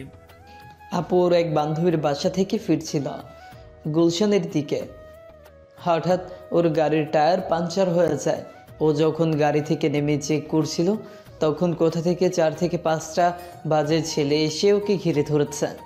আপু আমাকে ফোন করে শুধু বলতে পেরেছে, আয়ান হেল্প মি, তারপরেই ফোনটা কেটে গেছে। আমি আব্বুকে বলেছি, আব্বু পুলিশকে ফোন করছেন, কিন্তু আমার খুব ভয় করছে স্যার, যদি দেরি হয়ে যায়। শাহিন এক মুহূর্তও দেরি করল না। তুমি আমাকে লোকেশনটা এক্ষুনি টেক্সট করো, আমি দেখছি, তুমি একদম চিন্তা করো না। ফোনটা কেটেই শাহিন গাড়ির চাবিটা নিয়ে বেরিয়ে গেল। তার পরিবারের কেউ কিছু জিজ্ঞেস করারও সুযোগ পেল না। প্রায় ফাঁকা রাস্তা দিয়ে সেই ঝড়ের বেগে গাড়ি চালিয়ে গুলশানের দিকে ছুটল। আয়ানের পাঠানো লোকেশনটা একটা নির্জন রাস্তা। শাহিনের বুকের ভেতরটা অজানা আশঙ্কায় ধুকপুক করতে লাগলো। আমি ঘটনাস্থলে পৌঁছে দেখি রাস্তার এক পাশে রুহির গাড়িটা পার্ক করা, আর একটু দূরেই একটা আবসা আলো আধারিতে 4-5 জন যুবক রুহিকে ঘিরে ধরে আপত্তিকর মন্তব্য করছে। একজন রুহির হাত ধরার চেষ্টা করছে। রুহি ভয়ে আতঙ্কে প্রায় জমে গেছে। শাহিন গাড়ি থেকে নেমেই তার মোবাইলে ফোনের ক্যামেরা আর ফ্ল্যাশলাইট অন করল। সে চিৎকার করে লোকগুলোর দিকে এগিয়ে গেল। Hey, what the hell is going on here? আপনারা সবাই কিন্তু লাইভ ভিডিওতে আছেন। আমার প্রত্যাশার ক্লাসরুম চ্যানেলের লক্ষ লক্ষ সাবস্ক্রাইবার আপনাদের সবাইকে দেখছে। ছেলেগুলো হঠাৎ আলো আর লাইভ ভিডিওর কথা শুনে ঘাবড়ে গেল। তাদের মধ্যে একজন শাহিনকে চিনতে পেরে অন্যজনকে কোনোই দিয়ে খোঁচা দিল। আরে এই তো সেই ইউটিউবার শাহিন স্যার, সর্বনাশ, চল এখান থেকে কেটে পড়ি। শাহিনকে কিছু করতে হলো না। তার সেলিব্রিটি স্ট্যাটাস আর বুদ্ধিমত্তায় বখাটেগুলোকে ভয় পাইয়ে দেওয়ার জন্য যথেষ্ট ছিল। ওরা রুহিকে ছেড়ে দৌড়ে অন্ধকারে মিলিয়ে গেল। শাহিন দ্রুত রুহির কাছে গেল। রুহি তখনও ভয়ে কাঁপছে। দেয়ালের সাথে হেলান দিয়ে সে কোনো মতে দাঁড়িয়ে আছে। শাহিনকে দেখে তার চোখ দিয়ে পানি পড়তে শুরু করলো। রুহি, তুমি ঠিক আছো? ওরা তোমার কোনো ক্ষতি করেনি তো? রুহি কোনো কথা বলতে না পারল। সে শুধু মাথা নাড়ল। যে মেয়েটা একদিন অহংকারের মাটিতে পা ফেলত না, আজ সে ছিল অসহায় ভীত একটা সাধারণ মেয়ে। শাহিন নিজের গাড়ির দরজা খুলে দিল। এসো, তোমাকে আমি বাড়ি পৌঁছে দিচ্ছি। তোমার গাড়িটা আমি পরে মেকানিক দিয়ে ঠিক করিয়ে আনবো। রুহি চুপচাপ গাড়িতে উঠে বসল। পুরো রাস্তা কেউ কোনো কথা বলল না। শাহিন নিঃশব্দে গাড়ি চালিয়ে তাকে বাড়ির গেটে নামিয়ে দিল। রুহি নামার আগে শাহিনের দিকে ফিরল। তার চোখে তখনও অবিশ্বাস আর কৃতজ্ঞতার এক মিশ্র অনুভূতি। আমি আমি জানি না তোমাকে কিভাবে ধন্যবাদ দেব। তুমি আজ না এলে। কোনো দরকার নেই, যে কোনো বিপদে পড়া মানুষকে সাহায্য করাটা আমার দায়িত্ব। তুমি সাবধানে থেকো। কথাটা বলে শাহিন আর দাঁড়ালো না, গাড়ি ঘুরিয়ে চলে গেল। রুহি তার চলে যাওয়ার পথের দিকে তাকিয়ে রইল। আজ রাতেই সে এক অন্য শাহিনকে দেখল। এই শাহিন শুধু একজন বুদ্ধিমান শিক্ষক বা সফল ইউটিউবার নয়, এই শাহিন একজন সাহসী এবং পরোপকারী মানুষ, যে মানুষটা নিজের জীবনের ঝুঁকি নিয়ে তাকে বাঁচাতে ছুটে এসেছে কোনো প্রতিদানের আশা না করেই। রুহি নিজের ঘরে ফিরে এসে দরজা বন্ধ করল। তার অহংকারের কাঁচের দেয়ালটা আজ পুরোপুরি ভেঙে গুঁড়ো গুঁড়ো হয়ে গেছে। সেই ভাঙা কাঁচের টুকরোর মধ্য দিয়ে সে প্রথমবার স্পষ্ট দেখতে পেল সে শাহিনের প্রেমে পড়তে শুরু করেছে, নিজের অজান্তেই, খুব গভীরভাবে। ধীরে ধীরে আরও কিছুদিন কেটে গেল। মিরপুরের সেই এক চিলতে গলি থেকে শাহিনের প্রত্যাশা এখন ঢাকার কোচিং পাড়ার কেন্দ্রবিন্দু ফার্মগেটে উঠে এসেছে। একটা বহুতল ভবনের পুরো একটা ফ্লোর জুড়ে এখন তার নতুন প্রতিষ্ঠান। ঝকঝকে রিসেপশন, শীতাতপ নিয়ন্ত্রিত ক্লাসরুম আর আধুনিক সব সুযোগ সুবিধা। সাইনবোর্ডে বড় বড় করে লেখা প্রত্যাশা ক্যারিয়ার সলিউশনস। এখানে এখন শুধু স্কুল কলেজের ছাত্রছাত্রীরাই পড়ে না, স্বপ্নবাজ তরুণ তরুণীরা আসে BCS, bank jobs, police sub inspector এবং অন্যান্য সরকারি চাকরির পরীক্ষার প্রস্তুতি নিতে। শাহিনের কাজ ঘেরা অফিস রুমে তার সামনে বসে আছেন একজন 50 ভদ্রলোক, তার চোখে মুখে কৃতজ্ঞতার অশ্রু। তার পাশে বসে আছে তার ছেলে ইমরুল, সদ্য সুপারিশপ্রাপ্ত একজন পুলিশ সাব ইন্সপেক্টর। ইমরুল এখানকারই প্রথম ব্যাচের ছাত্র। ইমরুলের বাবা বললেন, স্যার, আমি আপনার শুকরিয়া আদায় করার ভাষা খুঁজে পাচ্ছি না। এই ছেলেটাকে নিয়ে আমি সব আশা সেটারে দিয়েছিলাম। ভার্সিটি শেষ করে 3 বছর ধরে বেকার বসেছিল। কত টাকা জোর পিছনে খরচ করেছি। ঢাকার এমন কোনো নামকরা কোচিং সেন্টার নেই যেখানে ওকে ভর্তি করায়নি। লাখ লাখ টাকা গেছে, কিন্তু কোনো লাভ হয়নি। আব্বা থামো, স্যারকে বিব্রত করছো। না, আজ আমি বলতে দিন আমাকে। স্যার, আপনি তো শুধু একজন শিক্ষক নন, আপনি আমাদের মতো হাজারো গরিব বাবার কাছে আল্লাহর পাঠানো রহমত। ফার্ম গেটের অন্য কোচিংগুলো যেখানে বিসিএস প্রস্তুতির জন্য 50-60 হাজার টাকা করে নিয়ে, সেখানে আপনি মাত্র 10,000 টাকায় সব কোর্স করাচ্ছেন। প্রথমে তো আমি বিশ্বাসই করিনি, ভেবেছিলাম এত কমে পড়াচ্ছে নিশ্চয়ই মান ভালো হবে না। আমার উদ্দেশ্য ব্যবসা করা নয় আঙ্কেল, আমার উদ্দেশ্য হলো সুযোগ তৈরি করা। মেধা থাকা সত্ত্বেও শুধু টাকার অভাবে একজন তরুণ পিছিয়ে পড়বে, এটা হতে পারে না।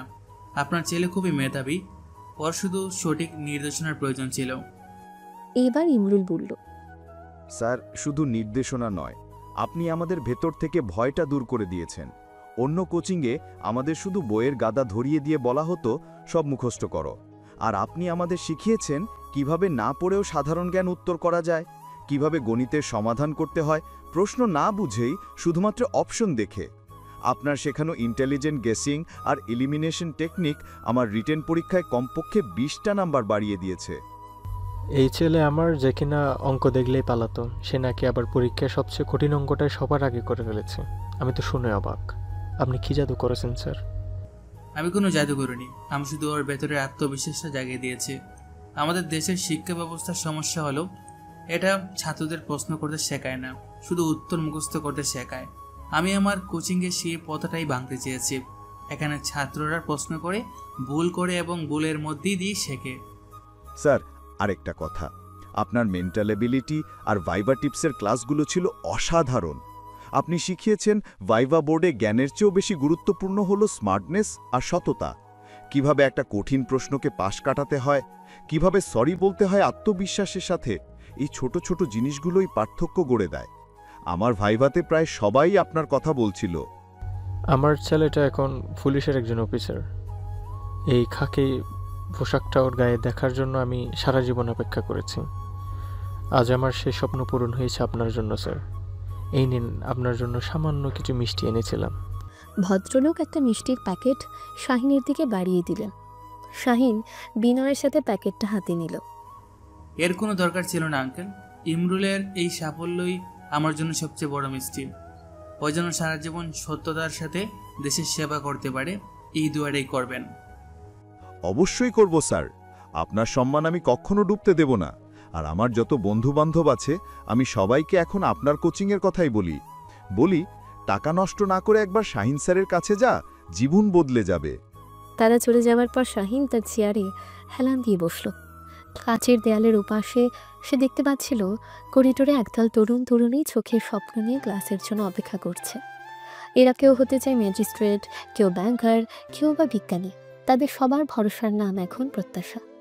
যে পরিবার তাকে একদিন বেকার বলে পরিচয় দিতে লজ্জা পেত, আজ সে হাজার তরুণের বেকারত্ব ঘুচিয়ে দেওয়ার কারিগর হয়ে উঠেছে। এই অনুভূতিটা ছিল একদম তার জীবনের সবচেয়ে বড় প্রাপ্তি। পরের দিন সন্ধ্যায় বাইরে ঝুম বৃষ্টি নেমেছে।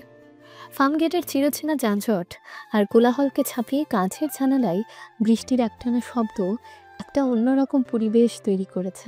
শাহিন তার অফিসের কাজ প্রায় শেষ করে এসেছিল। ঠিক তখনই তার ব্যক্তিগত সহকারী ইন্টারকমে জানালো যে একজন ভিজিটর তার জন্য অপেক্ষা করছে। আমি কিছুটা বিরক্ত হয়ে অনুমতি দিলাম। আমি ভাবিনি এত রাতে এই বৃষ্টির মধ্যে কেউ আসবে। দরজা খুলে ভেতরে যে প্রবেশ করলো তাকে দেখে আমার ব্রু সামান্য কুঁচকে গেল। রুহি, তার হাতে একটা বড় হটপট, পরনে ভেজা সেলোয়ার কামিজটা তার শরীরের সাথে লেপটে আছে, চুলগুলো সামান্য ভেজা। তার সেই চিরচেনা অহংকারী ভাবটা আজ অনুপস্থিত। তার বদলে চোখে মুখে ফুটে আছে এক ধরনের দ্বিধার সংকোচ। আমি চেয়ার থেকে উঠিনি, কম্পিউটারের স্ক্রিন থেকে চোখ না সরিয়ে বললাম, তুমি এখানে? আয়নের তো আজ ক্লাস ছিল না। আমি জানি, আসলে মা আজ ওর জন্য কাচ্চি বিরিয়ানি রান্না করেছিলেন, তো ভাবলাম ও তো আপনার কথা খুব বলে, তাই ওর সাথে আপনার জন্য একটু নিয়ে এলাম। আপনি তো সারাদিন ব্যস্ত থাকেন, ঠিকমতো খাওয়া দাওয়া করেন কি না? কথাটা শেষ করতে পারল না রুহি। শাহিনের শীতল আবেগহীন চাহনির সামনে তার গুছিয়ে আনা কথাগুলো কেমন যেন হারিয়ে যাচ্ছিল। ধন্যবাদ, কিন্তু এর কোনো প্রয়োজন ছিল না। আমি বাইরে থেকে কিছু একটা আনিয়ে নিতাম। ওটা ওখানে রেখে তুমি চলে যেতে পারো। বাইরে অনেক বৃষ্টি হচ্ছে, ফিরতে রাত হয়ে যাবে। শাহিনের আচরণে স্পষ্ট উপেক্ষা। সে রুহিকে বসতেও বলল না, তার আনা খাবার নিয়েও কোনো আগ্রহ দেখালো না। সে এমনভাবে কথা বলছিল যেন একজন অপরিচিত ডেলিভারি ম্যান কিছু একটা দিয়ে গেছে। রুহি হটপটটা সামনের ছোট টেবিলে রাখল, কিন্তু সে চলে গেল না। কয়েক মুহূর্ত চুপ করে দাঁড়িয়ে রইল, যেন কিছু একটা বলার জন্য শক্তি সঞ্চয় করছে। শাহিন ইচ্ছে করে তার দিকে তাকাচ্ছিল না, সে মনোযোগ দিয়ে একটা ফাইলে চোখ বুলাচ্ছিল। অবশেষে রুহি খুব আস্তে করে প্রায় কাঁপা কাঁপা গলায় কথা বলা শুরু করলো। শাহিন, কিছু বলবে? আমি আসলে শুধু খাবার দিতে আসিনি, আমি তোমার কাছে ক্ষমা চাইতে এসেছি। এই কথাটাই শাহিনের মনোযোগ প্রথমবারের মতো ফাইলের পাতা থেকে সরে এসে রুহির মুখের উপর স্থির হলো, কিন্তু তার চোখে কোনো বিস্ময় বা কোমলতা ছিল না, ছিল কেবল নির্লিপ্ততা। আমি জানি সরি শব্দটা খুব ছোট। আমি তোমার সাথে যা করেছি, যে ভাষায় কথা বলেছি, তার জন্য এই একটা শব্দ যথেষ্ট নয়। সেই দিন সেই পার্টিতে এবং পরেও আমি যা বলেছি বা করেছি তার প্রত্যেকটা কাজের জন্য আমি সত্যি খুব লজ্জিত। আমি বুঝতে পারিনি। এখন বুঝে কি লাভ? যা হওয়ার তা তো হয়ে গিয়েছে। ওসব এখন অতীত, ওটা নিয়ে কথা বলার কোনো মানে হয় না। মানে হয় শাহিন, আমার জন্য মানে হয় আমি যদি আজ ক্ষমা না চাই, আমি নিজের কাছে ছোট হয়ে থাকবো। আমি জানি তুমি হয়তো ভাবছো আজ তুমি সফল, তোমার অনেক টাকা, অনেক নাম ডাক, তাই আমি মত বদলে তোমার কাছে এসেছি। কিন্তু বিশ্বাস করো, ব্যাপারটা মোটেও তাই নয়। রুহির গলাটা ধরে এলো, চোখ দুটো পানিতে ভরে উঠল। সে নিজেকে সামলে নিয়ে আবার বলতে শুরু করলো, আমি এমন একটা জগতে বড় হয়েছি যেখানে মানুষের পরিচয় আর যোগ্যতা মাপা হতো তার ব্যাংক ব্যালেন্সে, তার গাড়ি বা তার বাবার নাম দিয়ে। আমি ছোটবেলা থেকে এটাই দেখে এসেছি। আমার চারপাশে সবাই ছিল এমনই। আমি ভাবতাম এটাই পৃথিবীর নিয়ম। আমি কখনো এর বাহিরের পৃথিবীটা দেখিনি। তাই সেই দিন আমি তোমাকে বিচার করেছিলাম আমার ওই সীমিত অহংকারী পৃথিবীর মাপকাঠি দিয়ে।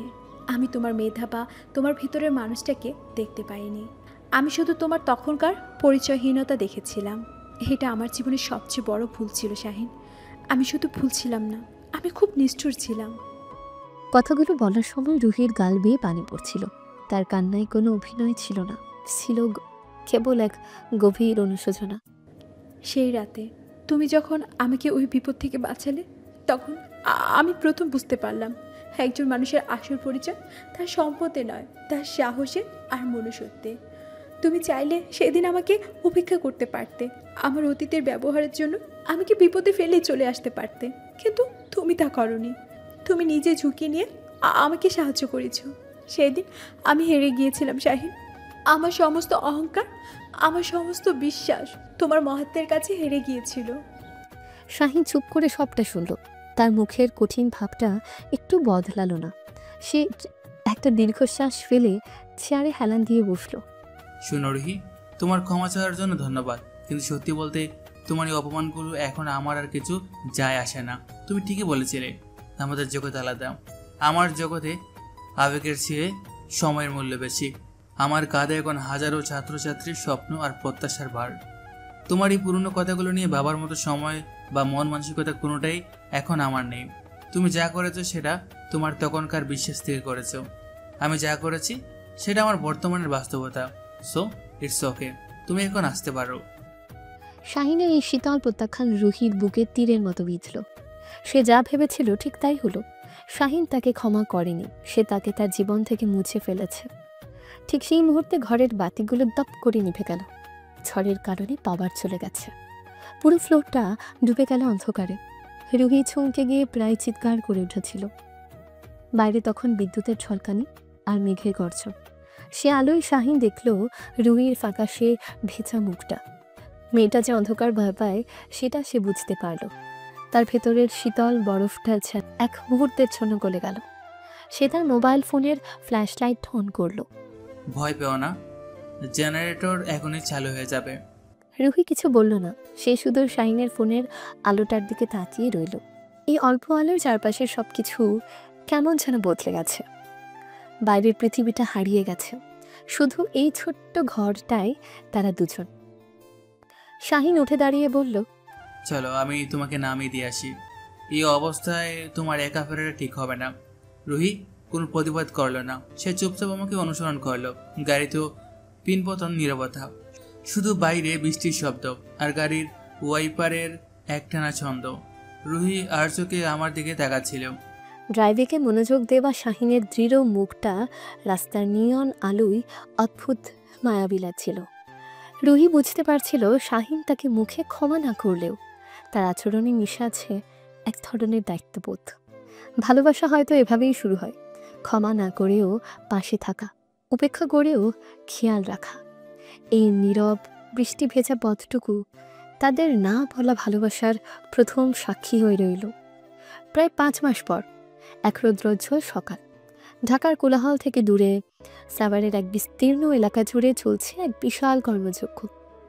শত শত শ্রমিক কাজ করছে, রড সিমেন্টের শব্দে এলাকা মুখর। এখানে ধীরে ধীরে মাথা তুলে দাঁড়াচ্ছে একটা 7 তলা ভবন, শাহিনের স্বপ্নের প্রত্যাশা চ্যারিটেবল হসপিটাল। ইউটিউব এবং কোচিং সেন্টার থেকে উপার্জিত আয়ের প্রায় পুরোটাই সে এই প্রজেক্টেই ঠেলে দিয়েছে। তার লক্ষ্য একটাই, বিনা লাভে দেশের গরিব মানুষদের জন্য উন্নত চিকিৎসার ব্যবস্থা করা। আজ সকাল থেকেই সাইডে আছি, মাথায় সেফটি হেলমেট, পরনে সাধারণ জিন্স আর টি শার্ট। আর্কিটেক্টরের সাথে ঝুঁকে পড়ে আমি হাসপাতালের ব্লু প্রিন্টটা দেখছিলাম। তার চোখে মুখে ক্লান্তি থাকলেও স্বপ্ন পূরণের এক গভীর আনন্দ খেলা করছিল। ঠিক তখনই কনস্ট্রাকশন সাইটের এবড়ো খেবড়ো মাটির উপর দিয়ে একটা জগজগে সাদা গাড়ি এসে থামলো। গাড়ি থেকে নামলো রুহি। তার পরনে আজ লেহেঙ্গা বা দামি কোনো পোশাক নেই, আছে জিন্স আর একটা সাদা টপ, চোখে সানগ্লাস, হাতে একটা বড় টিফিন ক্যারিয়ার। সে সরাসরি আমার দিকে এগিয়ে এলো। তার হাঁটার ভঙ্গিতে ছিল দৃঢ় আত্মবিশ্বাস। এটা কি হচ্ছে শাহিন? শাহিন ব্লুপ্রিন্ট থেকে মুখ না তুলেই জবাব দিল। তার কণ্ঠ আগের মতোই কিছুটা নির্লিপ্ত। দেখতেই তো পাচ্ছ, একটা বিল্ডিং বানানো হচ্ছে। আমি জানি, প্রত্যাশা হসপিটাল। তুমি অত বড় একটা কাজ করছো আর আমাকে জানানোর প্রয়োজনও মনে করলে না? এটা আমার ব্যক্তিগত প্রজেক্ট, তোমাকে জানানোর কোনো কারণ ছিল বলে আমার মনে হয়নি। রুহি শাহিনের হাত থেকে ব্লু প্রিন্টের রোলটা প্রায় কেড়ে নিল। সে সেটার উপর চোখ বুলিয়ে বলল, কারণ আছে, কারণ এখন থেকে এটা আর শুধু তোমার ব্যক্তিগত প্রজেক্ট নেই, এটা এখন আমাদের প্রজেক্ট। আমাদের মানে কি বলতে চাইছো তুমি? আমি গতকাল তোমার এই প্রজেক্টের সব ডিটেলস বের করেছি। আমি বাবার সাথে কথা বলেছি। বাবা আমাদের কোম্পানির CSR ফান্ড থেকে এই প্রজেক্টের মোট বাজেটের 40% ইনভেস্ট করতে রাজি হয়েছেন। হোয়াট? তুমি তোমার বাবাকে বলতে গেলে কেন? আমার বাইরে কোনো ইনভেস্টমেন্টের দরকার নেই। আমার যা আছে তা দিয়ে আমি এটা শেষ করতে পারবো। পারবে, হয়তো আরও 2 বছর বেশি সময় লাগবে, কিন্তু আমার এত ধৈর্য নেই। আর এটাকে ইনভেস্টমেন্ট ভেবো না শাহিন, এটাকে আমার ভুলের প্রায়শ্চিত্ত ভাবো। আমি একদিন তোমার যোগ্যতাকে টাকা দিয়ে মাপতে চেয়েছিলাম, আজ আমি সেই টাকা দিয়ে তোমার যোগ্যতার পাশে দাঁড়াতে চাই। অন্তত আমাকে এই সুযোগটা তোমাকে দিতেই হবে। আমি তোমার করুণা বা প্রায়শ্চিত্ত কোনোটাই নিতে আগ্রহী নই। তুমি এখন আসতে পারো। রুহি এবার শাহিনের আরও কাছে এগিয়ে এলো। তার চোখের দিকে সরাসরি তাকিয়ে বলল, আমি করুণা করতে আসিনি, অধিকার খাটাতে আসিনি, ভালোবাসার অধিকার। আমি তোমাকে ভালোবাসি শাহিন, আর আমি আমার ভালোবাসার মানুষটার স্বপ্নকে মুখ বুজে দূরে দাঁড়িয়ে দেখব, এতটাও স্বার্থপর আমি নই। হয় তুমি এই টাকাটা নেবে, অথবা আমি কাল থেকে এই কনস্ট্রাকশনের সাইডে অন্বেষণে বসবো। এখন সিদ্ধান্ত তোমার। আমি স্তব্ধ হয়ে গেলাম। রুহির মুখে এমন সরাসরি ভালোবাসার কথা আমি কল্পনাও করিনি। আমি কি বলবো ভেবে পাচ্ছি না। রুহি আমার উত্তরের অপেক্ষা না করে টিফিন ক্যারিয়ারটা খুলতে শুরু করলো। অনেক জ্ঞান দিয়েছ, এখন হাত ধুয়ে এসে খেতে বসো। সকাল থেকে কিচ্ছু খাওনি আমি জানি। তোমার ওই সাইডের ম্যানেজার কবির সাহেবের কাছ থেকে আমি সব খবর নিয়েছি।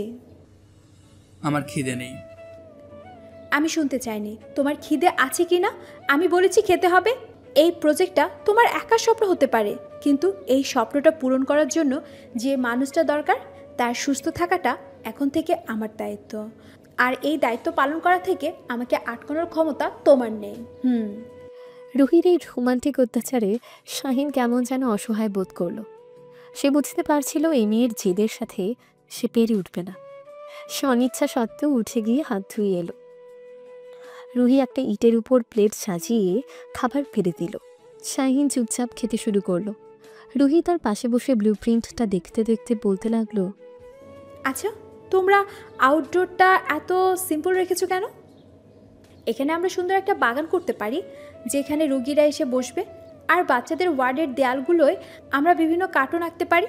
ওরা তাহলে আর হাসপাতালকে ভয় পাবে না, কি বলো? শাহিন খেতে খেতে রুহির কথা শুনছিল।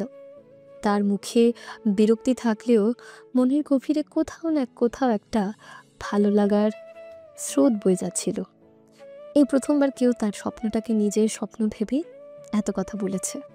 হঠাৎ করে আকাশ কালো করে বৃষ্টি নামলো। তারা দৌড়ে গিয়ে পাশে শ্রমিকদের জন্য বানানো একটা অস্থায়ী টিনের চালার নিচে আশ্রয় নিল। বৃষ্টির ছাঁট থেকে বাঁচতে তারা দুজন খুব কাছাকাছি এসে দাঁড়ালো। রুহির চুলের ভেজা গন্ধটা শাহিনের নাকে এসে লাগলো। রুহি শীতে কাঁপতে কাঁপতে শাহিনের আরও কাছে সরে এলো। তারপর হঠাৎ করেই তার মাথাটা শাহিনের কাঁধে রাখলো। শাহিনের পুরো শরীরটা এক মুহূর্তের জন্য কঠিন হয়ে গেল। সে রুহিকে সরিয়ে দিতে গিয়েও পারল না। রুহি ফিসফিস করে বলল, প্লিজ শাহিন, আমাকে ফিরিয়ে দিও না। আমি জানি আমি তোমাকে অনেক কষ্ট দিয়েছি, কিন্তু আমি আর এক মুহূর্ত তোমাকে ছাড়া থাকার কথা ভাবতে পারি না। তোমার স্বপ্ন, তোমার কাজ, তোমার সব কিছুর অংশ হতে দাও আমাকে, প্লিজ। বাইরে তখন ঝুম বৃষ্টি। টিনের চালে বৃষ্টির এক টানা শব্দ। শাহিন কোনো উত্তর দিল না। সে শুধু আস্তে করে তার কাঁধে রাখা রুহির মাথাটার উপরে নিজের হাতটা রাখল। এই নীরব সম্মতি ছিল তার দিক থেকে ভালোবাসার প্রথম প্রকাশ। রুহির মুখে ফুটে উঠল একরাশ স্বস্তির হাসি। তারা দুজনেই বুঝল আজ এই অসমাপ্ত হাসপাতালের ভিতের উপরে তাদের ভালোবাসার এক নতুন ইমারত নির্মাণ শুরু হলো। আর এরই মধ্য দিয়ে আমাদের এই সুন্দর অবহেলিত ছেলের গল্পটি শেষ হলো। তো গল্পটা কেমন লেগেছে অবশ্যই আমাদের কিন্তু জানিয়ে দিতে ভুলবেন না। আপনাদের মূল্যবান কমেন্ট আমাদের সাথে অবশ্যই শেয়ার করবেন এবং আমাদের চ্যানেলে যদি নতুন সদস্য হয়ে থাকেন বা আমাদের চ্যানেলে যদি আজকে প্রথম হয়ে থাকেন তবে অবশ্যই আমাদের চ্যানেলটাকে সাবস্ক্রাইব করে দিতে ভুলবেন না। আর নিয়মিত গল্পের আপডেট পেতেও বেল বাটনটি বাজিয়ে দেবেন। তো দেখা হচ্ছে অন্য কোনো নতুন গল্পে, ভালোবাসার গল্প, অবহেলার গল্প। এমন গল্পগুলো শুনতেই আমাদের পাশে থাকুন। দেখা হচ্ছে নতুন গল্পে। সে পর্যন্ত সবাই ভালো থাকবেন, সুস্থ থাকবেন। আল্লাহ হাফেজ।